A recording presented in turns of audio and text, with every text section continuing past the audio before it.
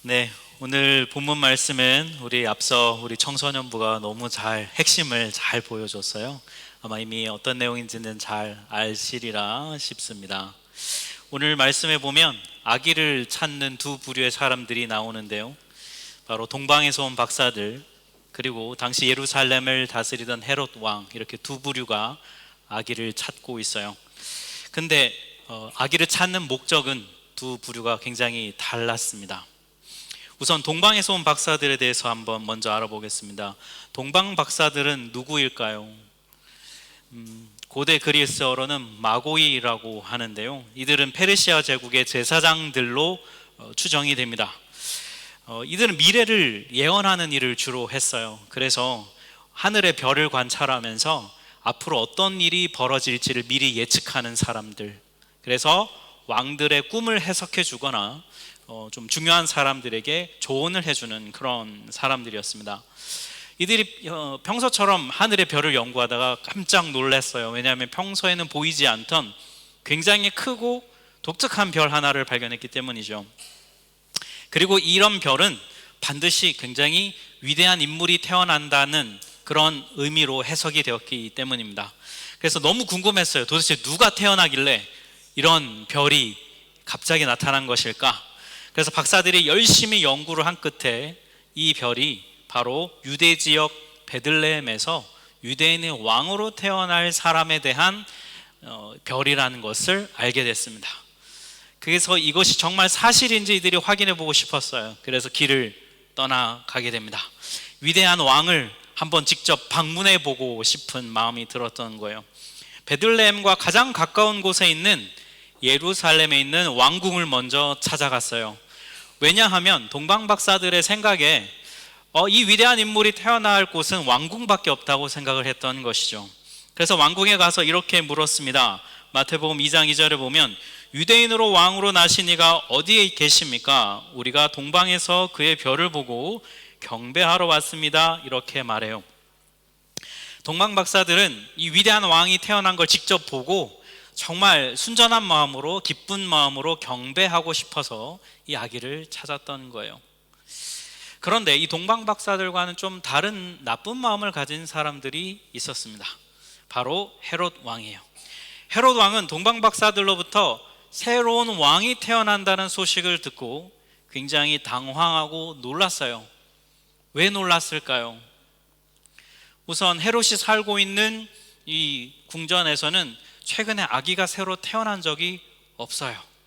그러면 헤롯이 모르는 어딘가에서 지금 어떤 왕이 될 아기가 태어났다는 것은 헤롯에게 어떤 의미냐면 이제 헤롯이 왕에서 쫓겨나고 다른 아이가 왕이 된다는 것을 뜻하기 때문입니다. 왕위가 위태로운 거죠. 그래서 헤롯 왕이 신하들에게 명령을 내립니다. 무슨 명령을 내렸냐면 왕이 될 그 아기가 어디에서 태어날지를 찾으라는 거예요. 신하들이 열심히 찾았습니다. 그리고 성경을 본 끝에 그 장소가 베들레헴 지역 근처라는 걸 알게 됐어요. 그러자 헤롯 왕은 동방 박사들에게 이렇게 말을 합니다. 7절 8절인데요 우리 7, 8절은 같이 한번 합독해 보겠습니다. 그때 헤롯은 그 박사들을 가만히 불러서 별이 나타난 때를 캐어 묻고 그들을 베들레헴으로 보내며 말하였다. 가서 그 아기를 샅샅이 찾아보시오. 찾거든 나에게 알려주시오. 나도 가서 그에게 경배할 생각이요. 자, 헤롯의 이 마지막 말, 나도 그에게 가서 경배할 생각이요. 이거는 진심일까요? 거짓말일까요? 잘 배웠네요. 네. 선생님이 누구시니? 네. 자, 그러면 헤롯은 경배 안 하려면 어떻게 하려고 했을까요? 네? 죽이려고. 네. 맞아요. 죽이려고 했어요. 왜냐하면 새로 태어나는 이 아기는 자신을 쫓아내고 그 아기가 왕이 되려고 태어난다고 생각했기 때문이요. 헤롯은 이것처럼 새로 태어난 아기에 대해서 불안해하고 무서워하고 두려워했어요. 왜냐하면 예수님에 대해서 잘못 이해하고 오해했기 때문이에요. 왕으로 태어난 아기 예수님은 헤롯 왕이 있는 헤롯 왕처럼 유대인의 왕이 되려는 마음이 조금도 없었어요. 새로 태어난 아기 예수님은 그런 건 관심이 없었습니다. 왜냐하면 아기 예수님이 이 땅에 태어난 목적은 그게 아니기 때문이에요. 아기 예수님이 이 땅에 태어난 목적이 뭔가요? 우리 어린이 부부가 대답해 볼까요? 네, 막 교육 옆에서 지금 들어가고 있는 구원. 맞아요. 네, 구원. 우리를 죄에서 구원하려고. 왜 예수님이 오셔야만 우리가 구원을 받을 수 있을까요? 우리 스스로의 힘으로는 우리를 구원할 수 없기 때문이죠. 우리 스스로의 힘으로는 죄에서 벗어날 수 없기 때문이에요. 그래서 우리를 구원하라고 예수님이 이 땅에 오셨습니다.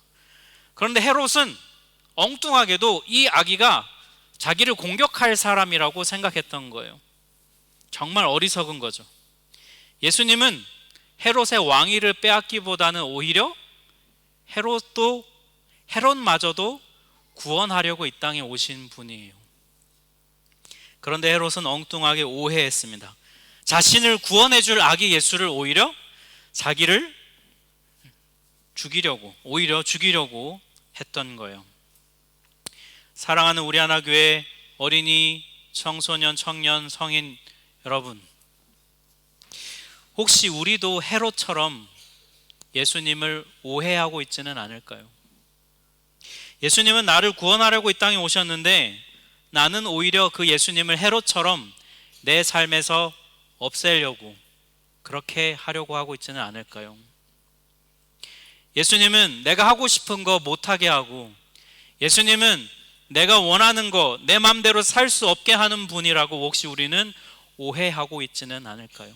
우리도 헤롯처럼 그렇게 어리석지는 않을까요? 만약 그렇다면 오늘 우리 예배하면서 우리의 생각이 바뀌기를 원합니다.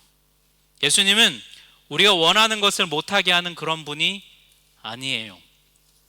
오히려 우리가 죄의 노예가 되어서 죄를 왕으로 섬기며 살아가는 우리를 죄로부터 자유롭게 해주려고 이 땅에 오신 분입니다. 예수님은 좋은 왕이세요. 이 진리를 기뻐할 수 있는 우리 성탄절 되기를 바랍니다. 그러면 우리를 이렇게 죄에서 벗어나게 해주실 그 오신 아기 예수님을 대하는 우리의 올바른 태도는 어떤 것일까요? 바로 경배하는 거예요. 경배. 자, 헤롯 왕의 말을 듣고 동방 박사들이요, 그 별을 다시 쫓아가기 시작합니다. 그리고는 결국 아기가 있는 집을 찾아냈어요. 자, 우리가 보통 이 본문을 생각하면 이런 장면을 떠올리실 거예요. 마리아의 품에 안겨 있는 아기가 막 태어난 그런 아기를 생각할 수 있죠. 근데 성경학자들의 연구에 따르면 아기의 모습은 이렇지 않을 거라고 생각해요. 말합니다. 우리 11절 말씀을, 이유를 11절에 나와 있는데요, 같이 한번 보겠습니다. 우리 11절을 같이 한번 읽겠습니다. 그들은 그 집에 들어가서 아기가 그의 어머니 마리아와 함께 있는 것을 보고 엎드려서 그에게 경배하였다.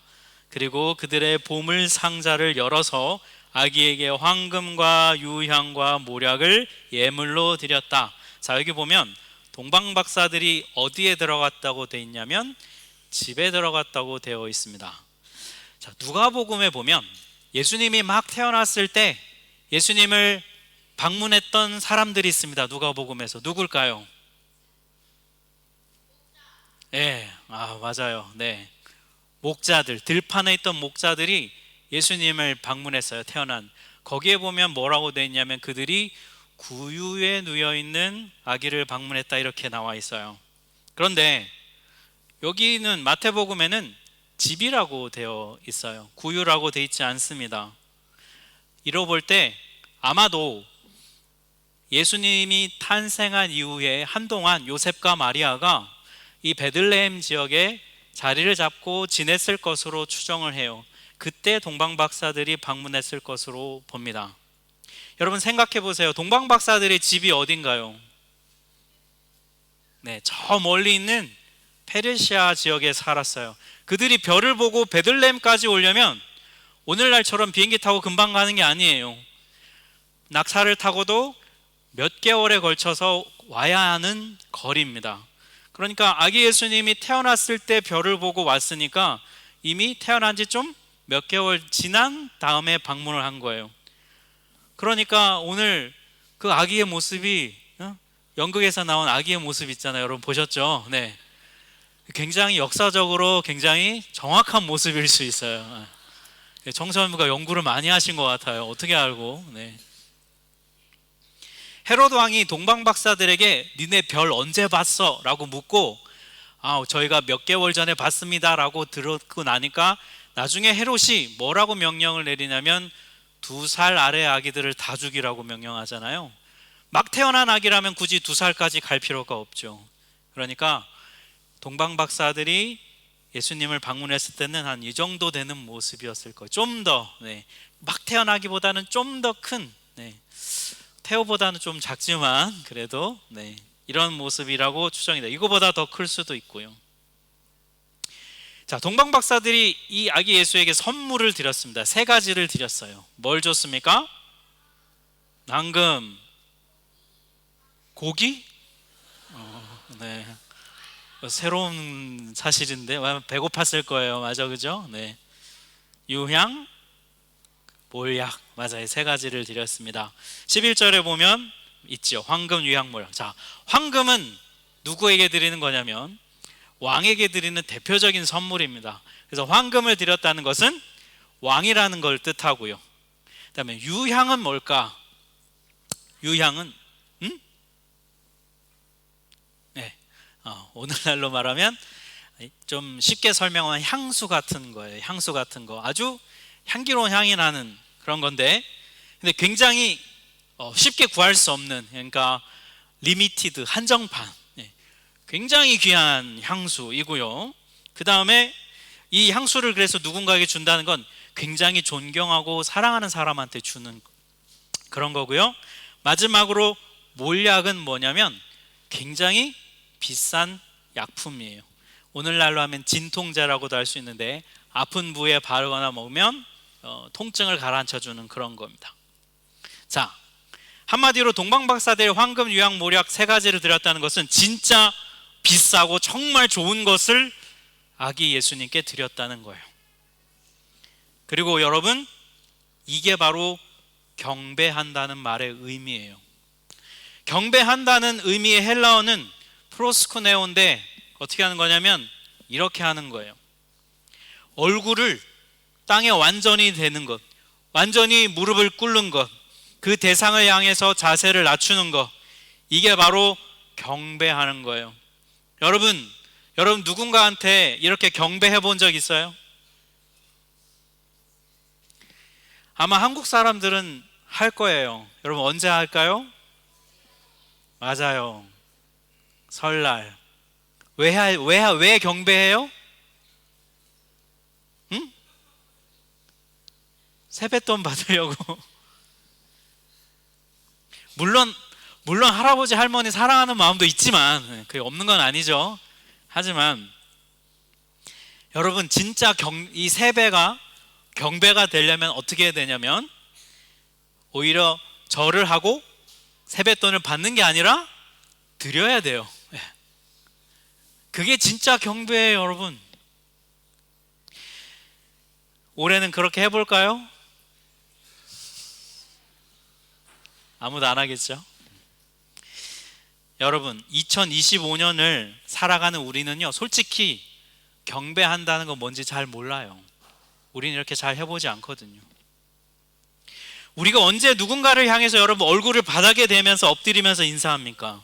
그것도 내가 가진 귀한 것을 막 바치면서. 우리는 아마 평생에 그런 거 잘 해보지 않을 거예요.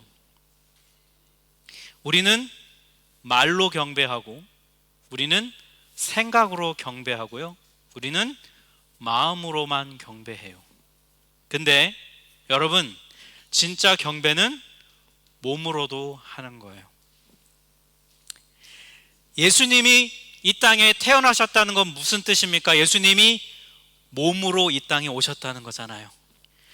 자, 하나님이 우리를 사랑하신다는 가장 확실한 증거, 예수님이 이 땅에 몸으로 오셨다는 거예요. 그게 가장 확실한 증거예요. 하나님이 우리를 향해 얘들아 내가 니네 진짜 사랑해 알았지? 말로만 하신 게 아니라 정말 몸을 입고 이 땅에 오셨어요. 그러니까 이게 진짜 사랑하는 거거든요. 왜냐하면 그래야 우리를 위해서 대신해서 십자가에 달려 죽으실 수 있으니까요.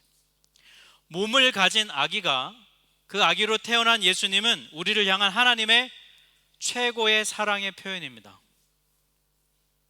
하나님이 우리를 이렇게 사랑하셨으니 여러분, 이 다음에는 이제는 우리 차례예요.